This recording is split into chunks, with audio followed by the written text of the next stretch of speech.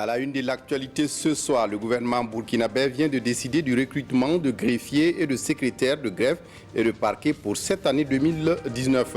Le gouvernement qui adopte également un décret portant mesures de sécurité et de transport de matières radioactives.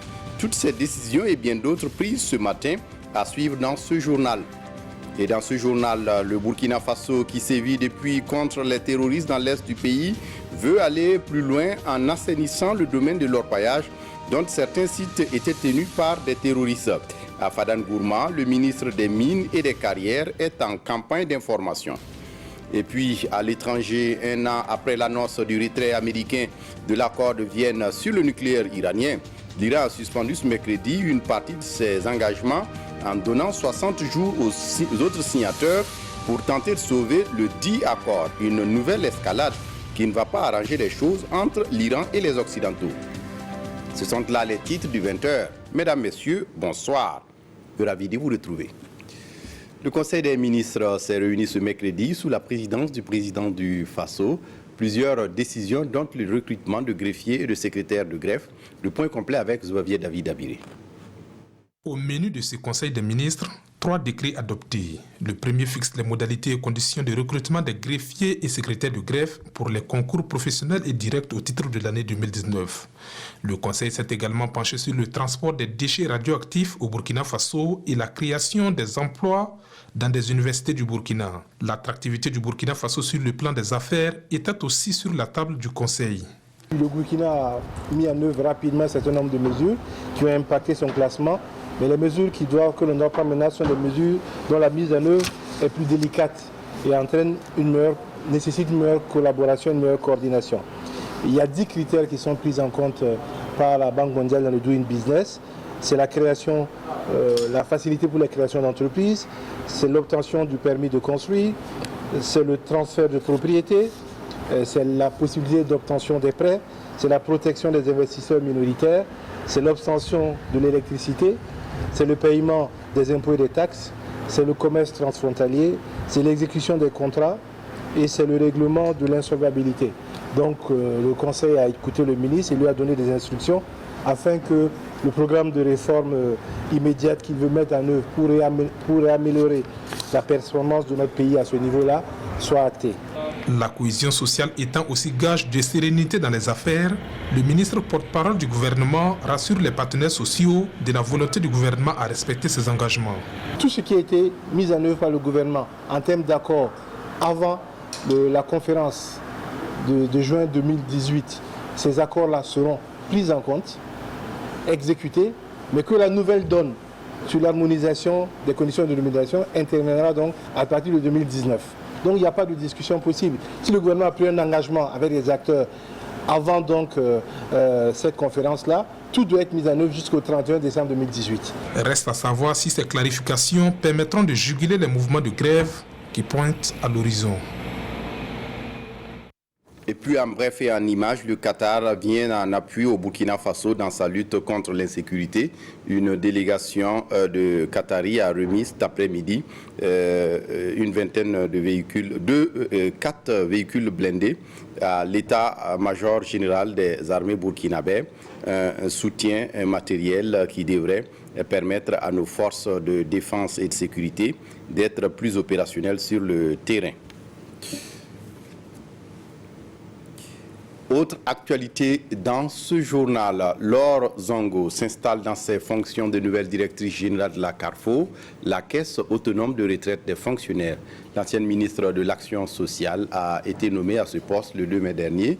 Elle remplace Edwige Marie-Evelyne Yamiogo, en poste depuis 4 ans. La nouvelle directrice qui promet poursuivre les acquis et travailler à davantage de rayonnement de la Caisse.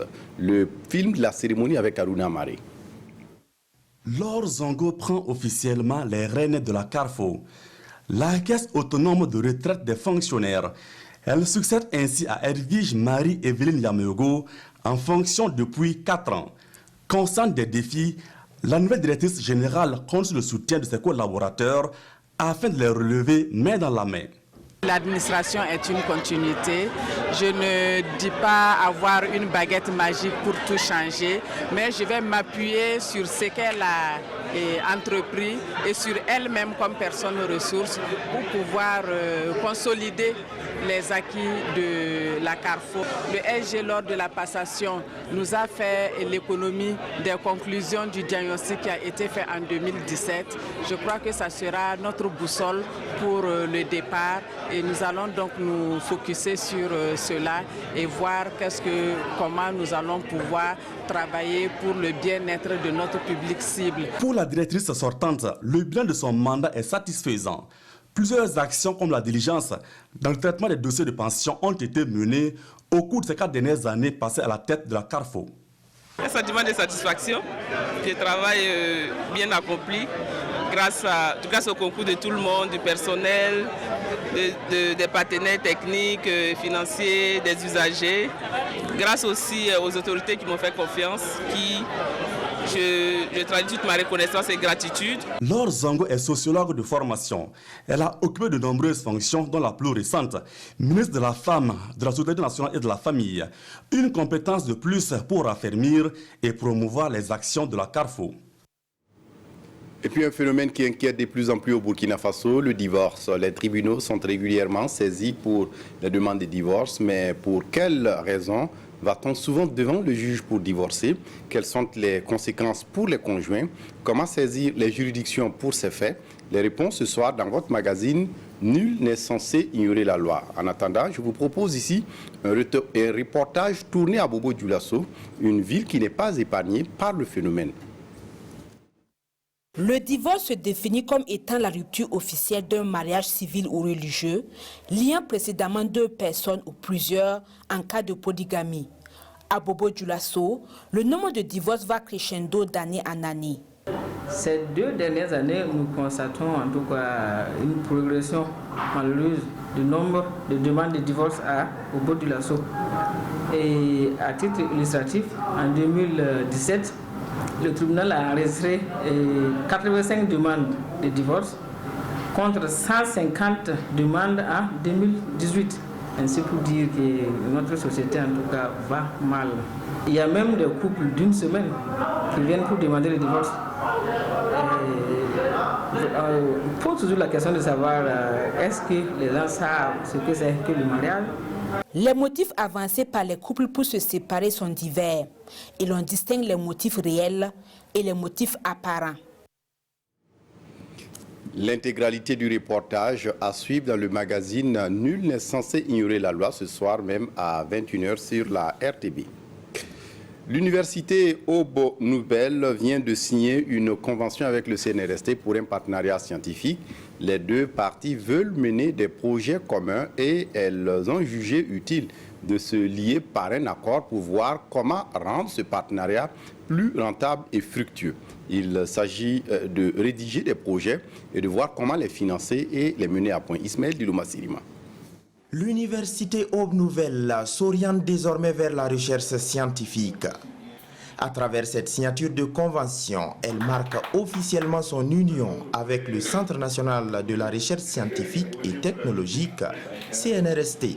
Ce partenariat vient booster l'école doctorale de l'université Aube Nouvelle dans les domaines des sciences technologiques, des sciences juridiques et des sciences économiques. La recherche devient une préoccupation pour nous. Et donc, depuis ce temps, nous cherchons, en tout cas, à avoir la participation du CNST avec nous comme partenaire. Parlant de recherche, forcément, il faut penser au CNST. Et donc, ce soir, c'est vraiment un jour béni pour nous, parce que nous avons senti leur disponibilité à nous accompagner.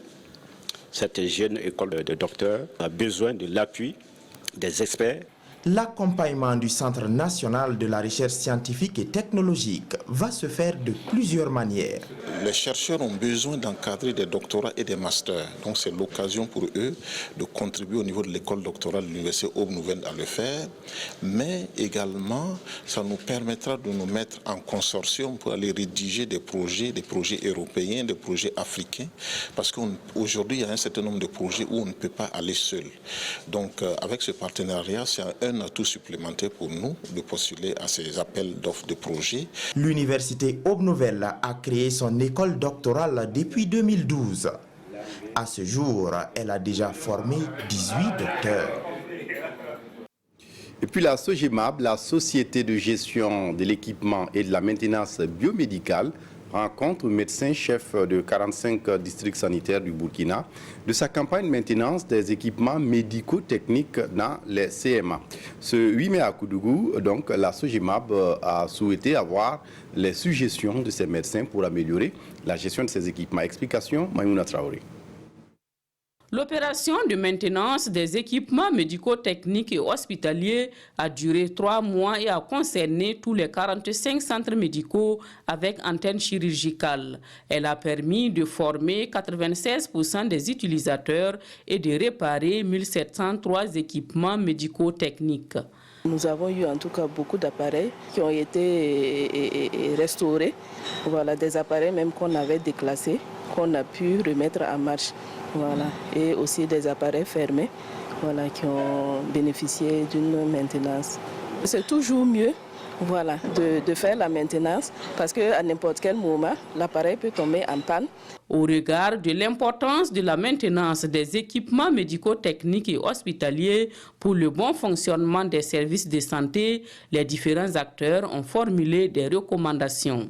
L'une des recommandations vraiment qui retient l'attention, c'est la nécessité de ne plus concentrer cette opération sur une période de 3 mois, mais de l'étendre sur toute l'année. À l'endroit des utilisateurs, c'est l'application de pratiques de bonne gestion des équipements, la maintenance de premier niveau notamment, pour justement laquelle ils nous demandent des formations, mais aussi le suivi sur les différents registres des pannes et puis des corrections qui sont apportées.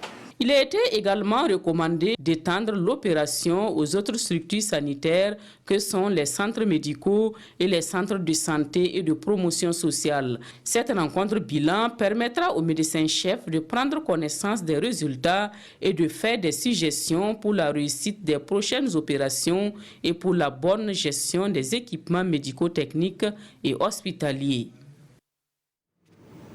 Dans l'actualité ce soir, dans la région de l'Est du Burkina Faso, si leur paillage constitue une source d'inquiétude pour les populations, c'est parce que certains terroristes exploitent des sites à des fins de financement de leurs activités. À Fadan Gourma, le ministre de Mines des Carrières est allé échanger avec les orpailleurs de la région. Objectif, faire l'état du secteur minier dans le Goulmou et sensibiliser les orpailleurs sur les textes relatifs à la fermeture de certains sites. Des détails avec Mamadi Bedravo. 3 points sont au menu des échanges entre les orpailleurs artisanaux de la région de l'Est et le ministre des Mines et des Carrières. Le premier porte sur la situation du secteur minier et la problématique de l'orpaillage dans le contexte d'insécurité.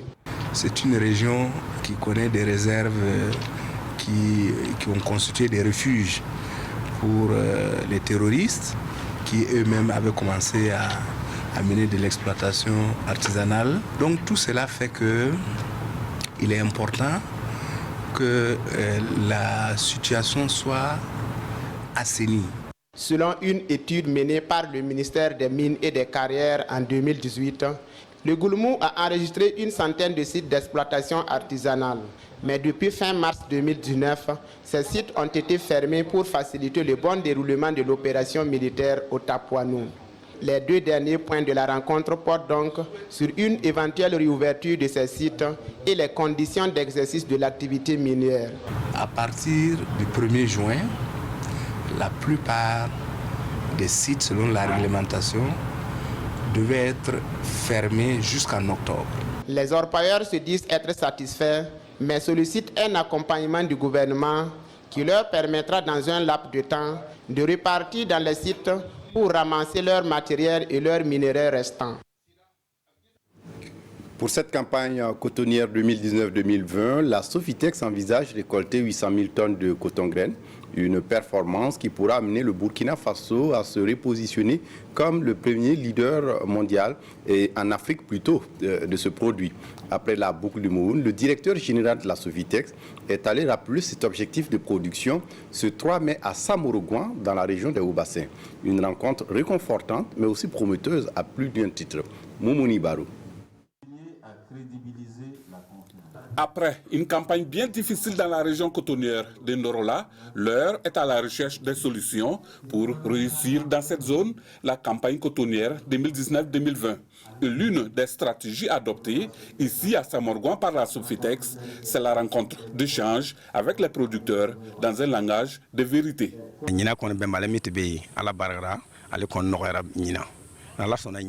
différend que nous avions avec la Sofitex est désormais réglé à l'issue de cette rencontre. Mais ce que nous souhaitons, il faut que la Sofitex veille à la qualité des intrants et des semences. Sinon, même avec l'augmentation du prix du coton, cela ne va servir à rien. Les deux parties s'inscrivent dans la dynamique de réconciliation. À cet effet, le gouvernement et la Sofitex s'attellent à respecter leurs engagements pour que le Burkina Faso retrouve sa place de leadership en matière de production cotonnière. Les producteurs ont évoqué donc les préoccupations relatives à la qualité des engrais, à la qualité des insecticides, à la qualité de la semence. Et là-dessus, nous les avons rassurés parce que aujourd'hui, le dispositif qui est mis en place, c'est que ni Sofitex ni la recherche ne s'occupent donc du contrôle de la qualité des intrants, des pesticides et de la semence. C'est les structures de l'État qui vont faire les prélèvements, qui font faire les analyses et qui donnent le OK pour la mise en place. Aujourd'hui, c'est 17 milliards qui sont mis sur la table à nouveau pour accompagner les acteurs de la filière cotonnière au titre de la campagne 2019-2020.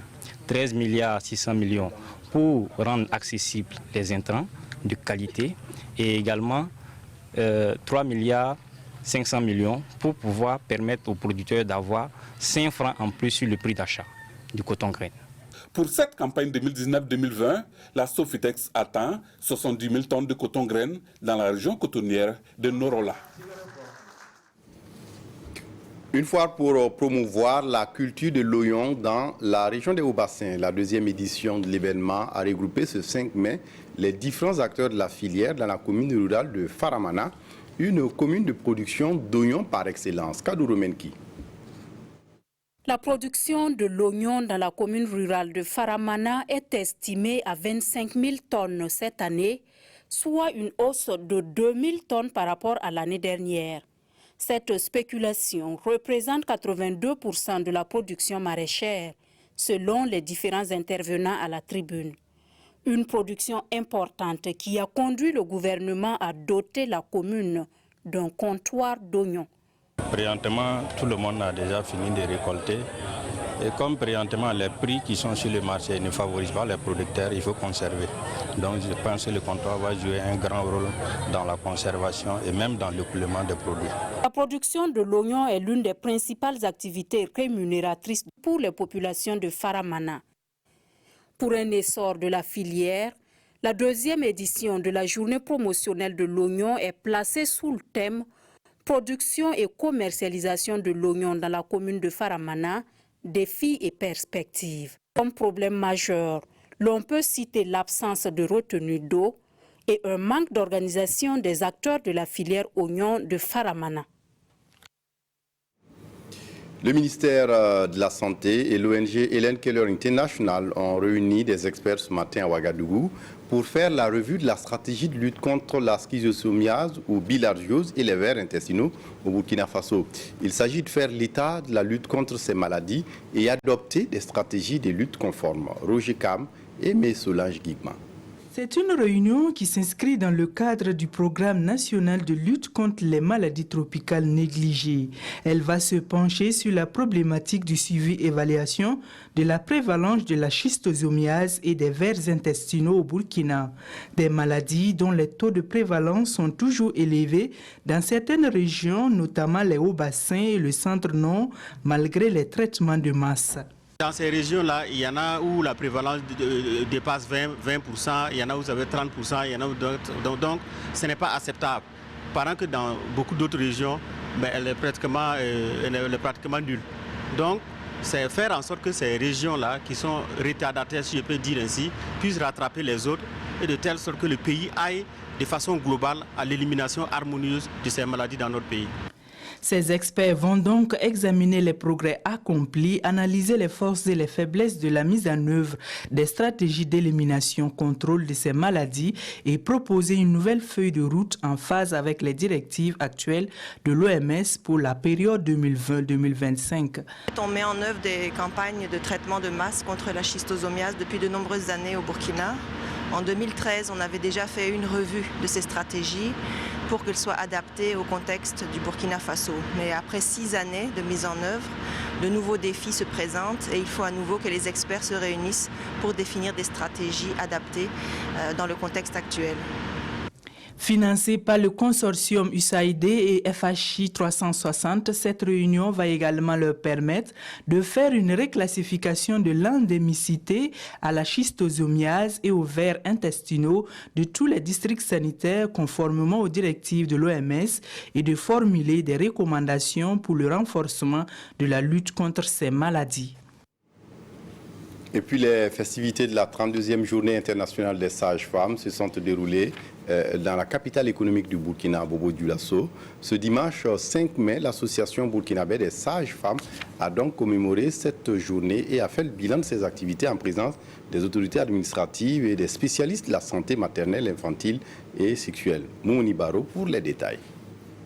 À l'image des autres pays du monde entier, le Burkina Faso commémore la 32e journée internationale des sages-femmes. Sur le plan national, la ville de Bobo-Dioulasso abrite les festivités et c'est l'occasion pour l'association burkinabé des sages-femmes de faire une auto-évaluation de ses activités et voir comment redoubler d'efforts pour réduire la mortalité maternelle et néonatale. Cela est bien possible, affirme la présidente de l'association, mais un certain nombre de recommandations s'impose. Nous avons demandé des équipements, nous avons demandé à ce que les sages-femmes soient sécurisées. Vous voyez que dans le domaine de la sécurité, aujourd'hui, c'est un gros problème.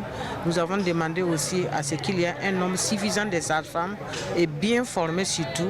Le ministère de la Santé apporte déjà des solutions à certaines préoccupations et cet accompagnement va certainement connaître une évolution entrant dans le cadre de la réduction du taux de mortalité maternelle et infantile. C'est un corps de métier qui est incontournable dans la santé mondiale et le Burkina Faso a un objectif de développer le capital humain et la sage-femme, le maïticien, ce sont les personnes qui apportent la santé à la femme, à la mère, à l'enfant, au bébé et pour que le pays se porte bien.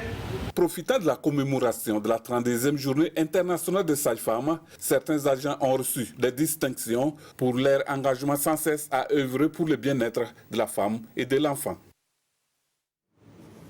Et puis on reste à Bobo-Dioulasso pour parler de cette campagne de dépistage du diabète et de l'hypertension, l'œuvre d'une association locale. Compte rendu avec Amadou Dougué. Distribution de fiches, prise de poids et prélèvement de sang. Des centaines de personnes déjà mobilisées tôt ce matin, la campagne de dépistage du diabète et de l'hypertension artérielle initiée par la fondation Nanou Nyoumou suscite véritablement l'adhésion de la population. Ça va nous permettre à nous également d'identifier le nombre de diabétiques qu'on a, arriver à prodiguer des conseils appropriés, leur donner des médicaments adéquats pour ralentir la survenue des complications chroniques. Cette opération de dépistage est rendue possible grâce au soutien de l'État et de l'ONG Santé Diabète. Nous travaillons sur 2 axes essentiels, la prévention et puis le renforcement des capacités. Donc nous ne pouvons pas rester insensibles à cette demande. C'est pourquoi nos responsables ont demandé à ce que nous venions accompagner cette fondation pour ce dépistage. La campagne est prévue sur 3 jours au centre médical de Bounou dans la commune rurale de Bagassi. Pour la première journée, 321 personnes ont été dépistées, dont 11 cas d'hyperglycémie à jeun et 19 cas de chiffre tensionnel élevé. Et puis à l'étranger, 1 an après l'annonce du retrait américain de l'accord de Vienne sur le nucléaire iranien, l'Iran a suspendu ce mercredi une partie de ses engagements en donnant 60 jours aux autres signataires pour tenter de sauver le dit accord. En clair, l'Iran a décidé de cesser de limiter ses réserves d'eau lourde et d'uranium enrichi comme il s'y était engagé au titre de l'accord international signé à Vienne et limitant son programme nucléaire. C'est une escalade qui ne facilitera pas les relations entre l'Iran et les Occidentaux. Que restera-t-il de l'accord sur le nucléaire iranien signé en 2015 ? Et 8 mai 2018, les États-Unis s'en retirent avec fracas. Un an après, jour pour jour, c'est l'Iran qui décide de suspendre certains de ses engagements. En clair, Téhéran cesse de limiter ses réserves d'eau lourde et d'uranium enrichi et menace de renoncer à d'autres engagements. L'Iran laisse aux États signataires de l'accord 60 jours pour alléger les effets des sanctions américaines sur l'économie iranienne, notamment dans les secteurs pétroliers et bancaires. Ces 5 signataires, Chine, Russie, Grande-Bretagne, France et Allemagne, sont contre les sanctions américaines, mais Donald Trump a toujours fait pression pour qu'elles ne soient pas contournées. L'accord de 2015 consistait à limiter le programme nucléaire iranien en échange d'une levée des sanctions internationales. Pour Téhéran, ce dernier engagement n'a pas été tenu. Le président Hassan Rouhani a menacé de prendre d'autres mesures sans préciser lesquelles si rien ne change d'ici 4 mois. L'accord sur le nucléaire est toujours en place, mais les articles 26 et 36 indiquent que si l'autre partie viole l'un de ses engagements, alors nous pouvons réduire nos engagements à tous les niveaux. Aujourd'hui, nous annonçons cette réduction, mais pas un retrait de l'accord.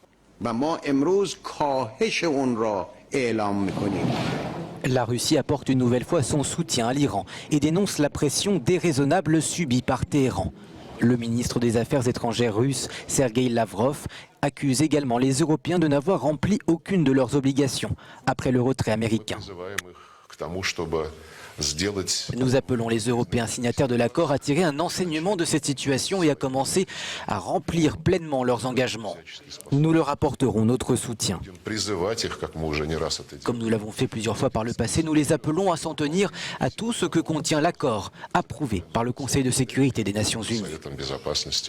Mais les Européens ne semblent pas aller dans ce sens. Londres dénonce une démarche inopportune de l'Iran et en France, la ministre des Armées Florence Parly n'exclut pas que l'Union européenne prennent des sanctions contre Téhéran.